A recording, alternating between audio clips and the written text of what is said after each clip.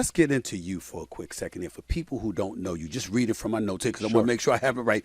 Immigrated to America when you were 10 years of age after your parents fled Iran as refugees during the Iranian Revolution. Is that correct? Yes. They were eventually granted U.S. citizenship, of course. You joined the U.S. military, served in the 101st Airborne after high school. Is that correct? It is correct. Okay, so look at the Patriots. I see you. Launched PHP Agency, an insurance, sales, marketing, and distribution company before you turned 30. Yep. Is that correct? Yes. So when you think about yourself as a person living here in America, as a guy, family fled from Iran, you're here in America, this American citizen that you are, this pride that you have. Talk to me about what your vision is of what America should be. What America should be. Okay, so Yes. take a look at this. You're the greatest guy in sports commentating ever, right? You're the GOAT. Everybody calls you the GOAT. I don't call myself I'm not saying you calling it. We get to say that. But you're the GOAT in the face of, if I want to find out what something happens with, hey, LeBron James contract 2 years, $102 million, and he didn't decide to take a lower contract to get, Paul, $104 million or whatever it is to get Paul George or DeMar DeRozan or any of these guys, and Klay Thompson had the option. They went elsewhere. What does Stephen A. say about this? Oh, okay, got it. All right, I agree, disagree, but I want to know what you have to say, right? Okay. You're black. I'm Middle Eastern. Stephen A. had a 1.8 GPA in high school. I don't think you had a 1.8 GPA in high school, but I had a 1.8 GPA in high school. Parents got a divorce to each other twice. They married, divorced, then remarried. I'm born, then they're divorced. Okay, that's my upbringing. My mother's side, they were communists. My dad's side, they're imperialists. So their biggest, they were both the same religion, but politically they were on the complete opposite ends. One side, my mom's side, they would say rich people are greedy. My dad would say poor people are lazy. So who's right, who's wrong, right? When I was 14 years old, I come home one day, and I asked my mom, I'm like, Mom, politically, what are we? She says, we're Democrats. I said, really? Yeah. Why are we Democrats? Because Republicans are for the rich, and Democrats are for the poor. I said, no way. Yeah. I said, when I grow up, I want to be a Republican one day. I didn't say You said it just like that? Just like that. Wow. I said, when I grow up, I want to be a Republican one day. I have no clue what we're talking about. I can't stand politics because politics divided the two people I love the most. I'm not even interested in politics, right? So I go to the Army, I get out, and I learned about financial services, and I get into it the day before 9/11. I'm working at Morgan Stanley Dean with it. Then I get into insurance. And then a regular guy like me in September of 2009, I started an insurance company out of Northridge, California. From 66 agents, I focused heavily on recruiting only. Because to move 500,000 insurance policies, I can't do it on my own. We went national. We built an insurance agency of 50,000 insurance agents. I sold it for a nice multi nine-figure check. I was 83% owner of the company. Excess of $300 million, correct? And it's going to end up being probably more because there's more things that are coming with it.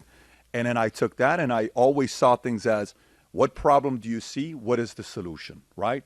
Every product or company we've ever developed, whether it's the Bedavid Consulting, you go to bedavid.com, it shows our 5x5 philosophy. At different stages, a founder goes through different problems. How do you overcome these 5 different problems?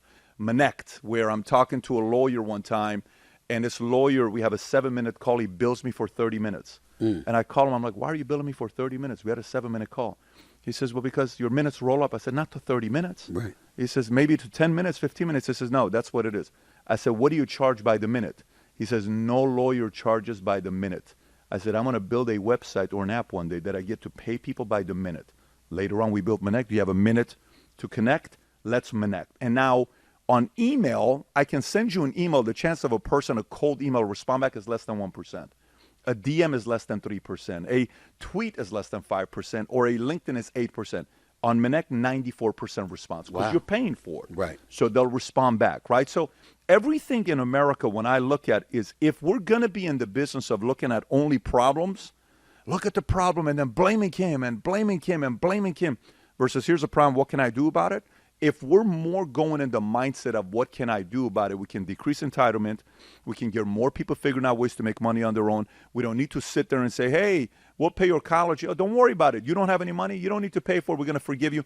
We keep going with this mindset of wanting to take pressure away from people. Then all of a sudden, one day we're waking up $34 trillion in debt. Who's going to pay for it? These kids are going to say, hey, Mom, Dad, what'd you guys do about all this stuff? Well, listen, we just kind of pushed the problem over to you. You guys figured it out. It's okay. It's not a big deal. You'll pay it off. How do you pay that kind of money? You either write it off or the dollar's worth shit or your taxes go up, but the pressure regardless is on the next generation. So I think a part of it for me is for this generation to kind of stand up and say, what can I do about it individually, then vote accordingly, then go make your money, and then find a way to get involved in public service, church, charity, or politics. That's very simple. And you're a businessman, and I think that your resume is atypical. You're far more successful than most businessmen in my estimation. But your mentality, your mindset, as you just highlighted, seems to me indicative of what every boss would want. Don't come to me with problems. Come to me with solutions. Now, you can identify the problem if you bring me a solution. Right. But if you just come in to bitch, whine, and moan, Yeah. I don't want to hear it. Is that basically what you're saying? Yeah, I mean, anything it is, right? Like if I'm hearing sports, you know what? It's the coach's fault. Let's fire another coach. Again, it's another coach's. How many coaches' faults is it going to be? No, it's the GM's fault. No, it's the owner's fault. No, it's this person's fault. And then you finally eventually realize, here's what I'm willing to do. My name is Dirk Nowitzki. Hey, Mark, I'm willing to take a pay cut to bring 2 new players in because I want to win a championship.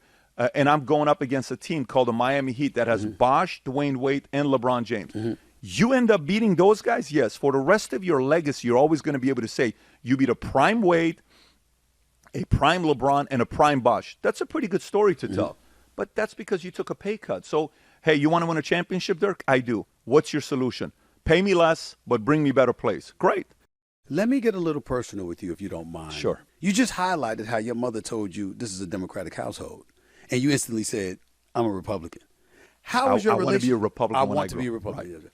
How was your relationship with your mother? How would you describe it? Great question. So I would never be where I'm at right now if it wasn't for my mom and my dad. Let me explain to you why. This is going to make a lot of sense. My dad, I'm having a conversation with this guy. He's like, well, let me tell you, I just made $15 million, and I'm 38 years old. I have a 5-year-old, 2-year-old, and 1-year-old, and I'm deciding to just stay home and never work again because I want to be able to give my kid what they never got from what I got from my daddy.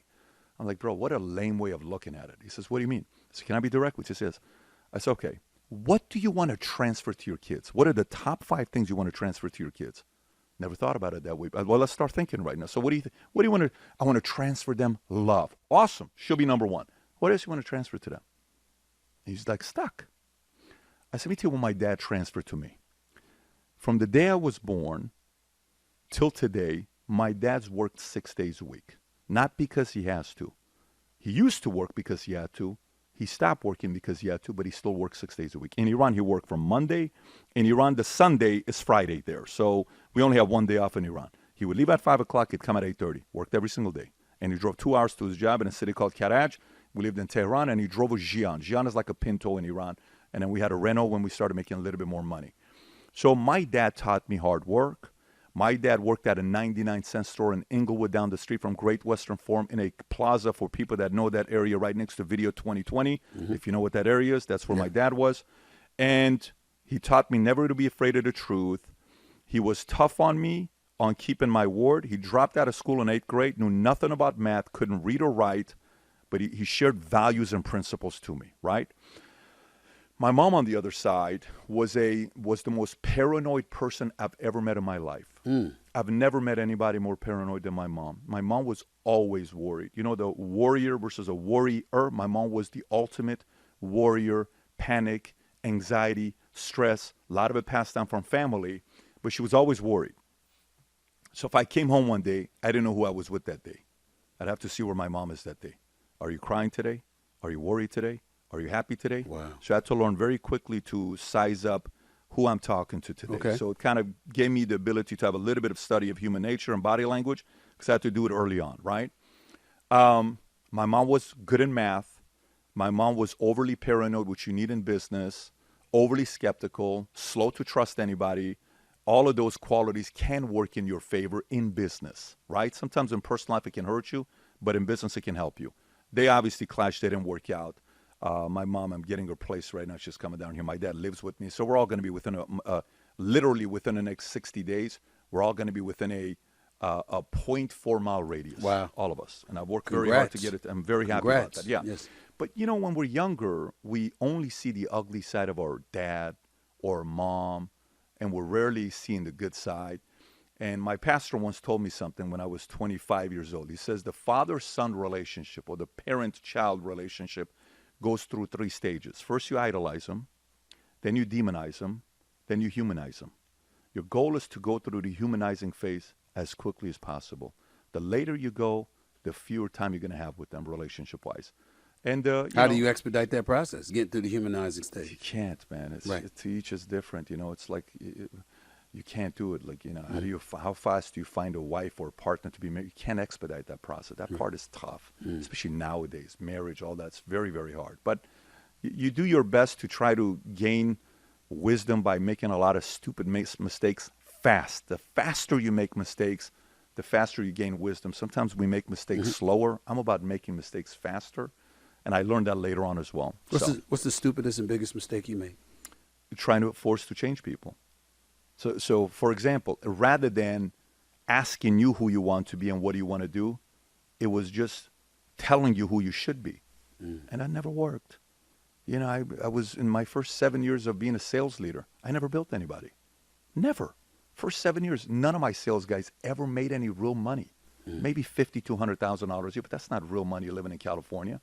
And then one day I took full inventory. I'm like, listen, you're making money, but how come your guys are not making money? You can't sit there and point it at them. Why is it? Then I realized, okay, driving people isn't based on what's important to you. It's about what's important to them. When I wrote the book, Your Next 5 Moves, move number 1, Stephen A., was who do you want to be?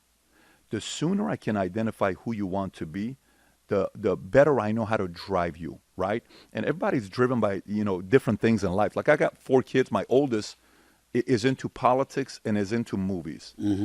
He's 12 years old. So I'm taking him to, the Film Academy here in New York the next couple weeks to spend some time with him. My youngest son, 10 years old, he could care less about politics, and he's okay with movies, not crazy about it, but he's all sports.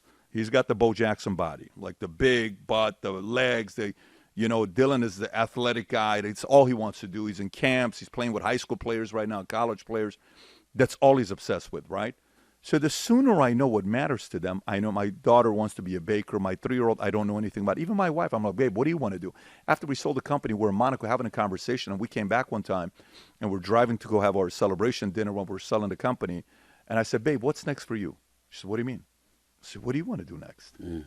She says, what do you mean, babe? I said, we just had a massive exit. What do you want to do next? Where do you want to go next? Here's what I want to do. Well, babe, that's a tough question. I know, but let's start thinking about it. How can I support you? What do you want to do?